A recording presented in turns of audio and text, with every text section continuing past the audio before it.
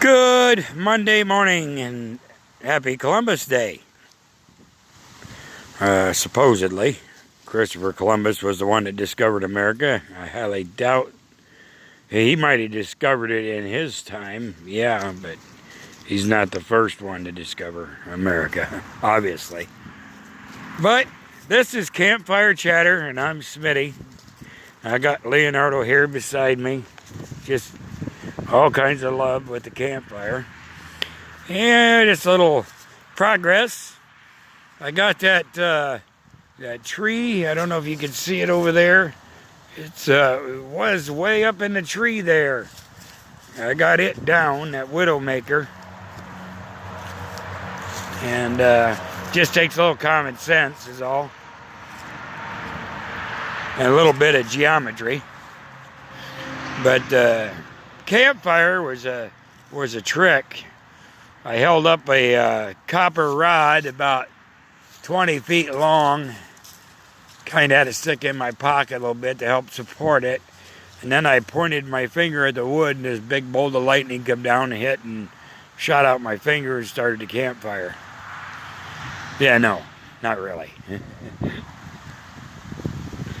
But anyways, one thing I wanted to bring out, a very important aspect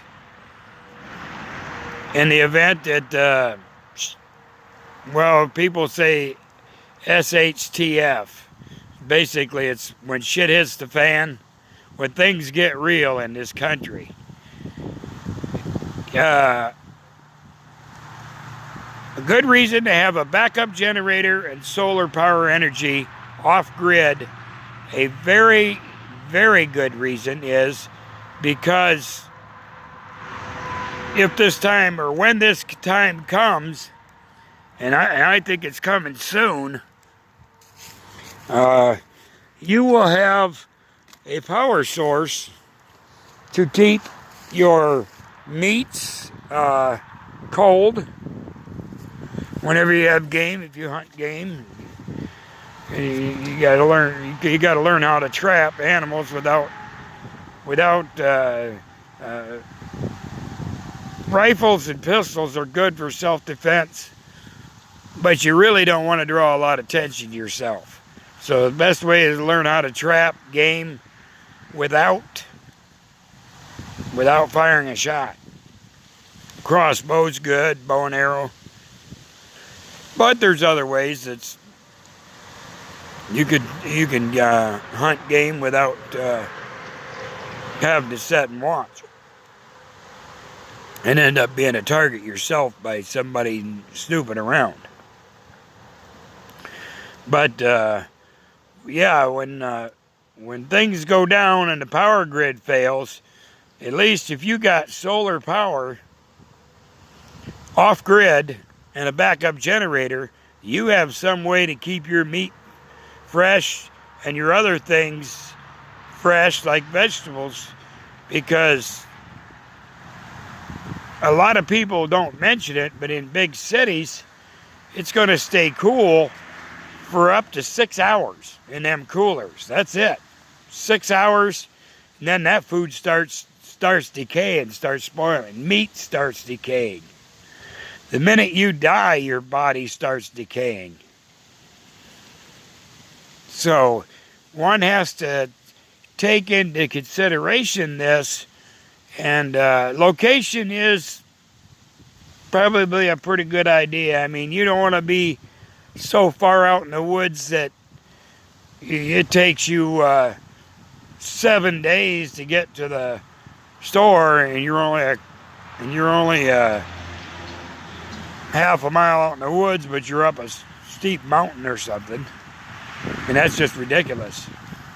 But if you can handle the cold weather, I'd say people that live in the north are probably more than likely going to survive over the people that live in the south, because if you have a deep freeze come through like did back in 2014 and 2015, where it got down in the 20s, clear down as far as Miami, 2/3 of the United States was in a deep freeze that year. I remember it well. I was in Michigan, and it was cold. It was 53 below without the wind chill. And, but you got to kind of picture, a good thing would be to study how people survived in the pioneer days. Because they survived cold weather. They didn't have phones. They didn't have, they didn't have an automobile. They didn't have a chainsaw. They had an axe, a hatchet, and a knife, and a rifle. That was it. And they managed to get by. But even the Native Americans, I mean, before we came, they didn't have firearms. All they had was bow and arrow and a knife. That was it. And they used all of the animal. They didn't just go out and butcher the animal and skip the meats and throw it away. They used the hide for shirts. They stretched it out and dried the leather for shirts and moccasins, footwear, and pants. And also thread. They sewed their clothes up with the leather strands of thread. So this is all something to take into consideration.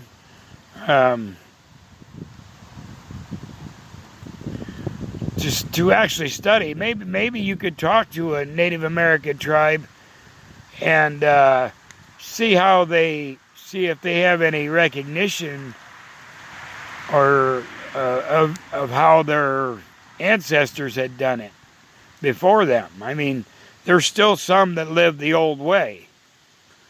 And Amish people are another good example. They have bucktooth saws and they don't have chainsaws.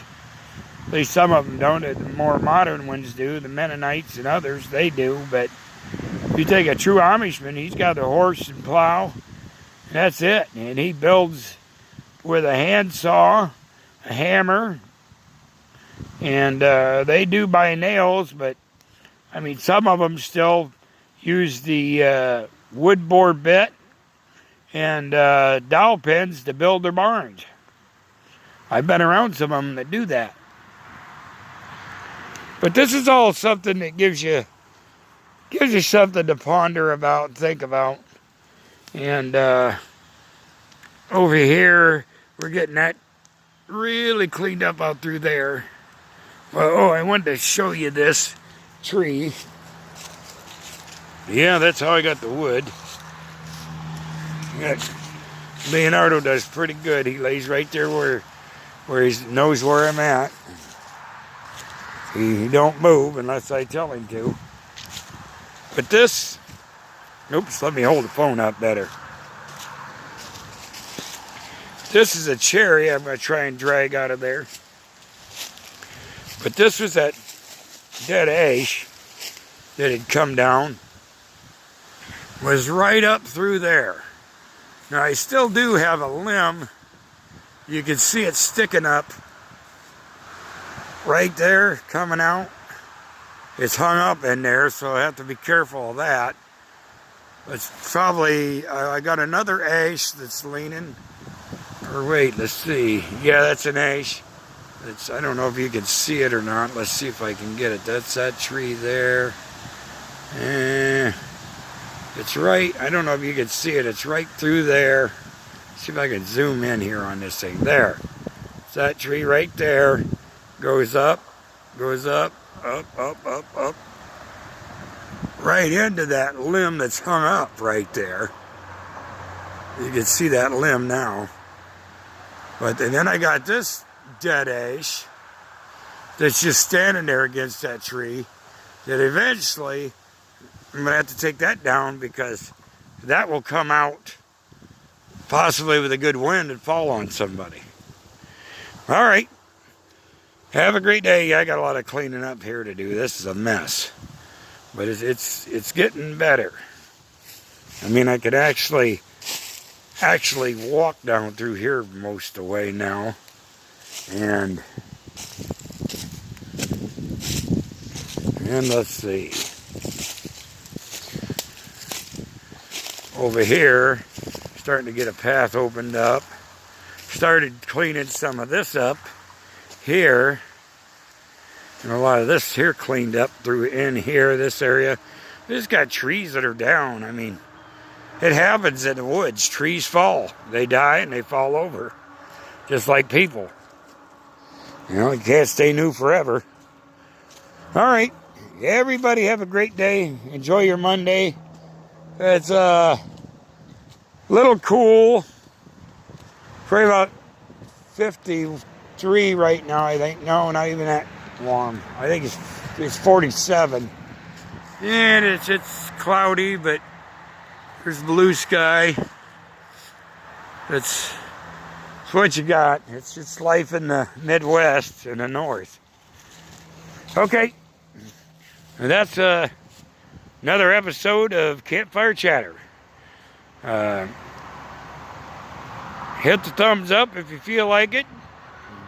If you don't feel like hitting the thumbs up, don't hit the thumbs down. Just go on to another channel. I mean, if you don't like it, don't watch it again. It's not rocket science.